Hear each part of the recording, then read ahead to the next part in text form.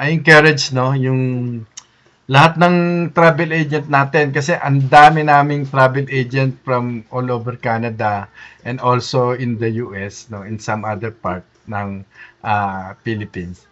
Ang problema, they don't really into social media, And nowadays, kapag wala ka sa social media, you're out. Any kind of business, kahit na anong klase, Kung wala ka sa, kumbaga, yung sentro ng market, wala ka, may iwanan ka, you will be out. Hindi ka makikilala, So it's important, hindi to para lang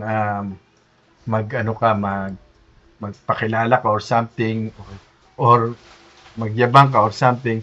It's necessarily people goes in the social media platform, It's like a biodata, kung meron kang hinahawakang business, kaya ngayon lahat halos meron ng mga social media account Even yung wala pang mga business, nagki-create na sila ng mga video, content para kapag dumami yung followers nila, it might be able for you to start up something na may iisip mo na pwede pala ako magnegosyo, marami akong followers na, Ang tendency, pwede silang magsuporta sa'yo. So, yun ang idea.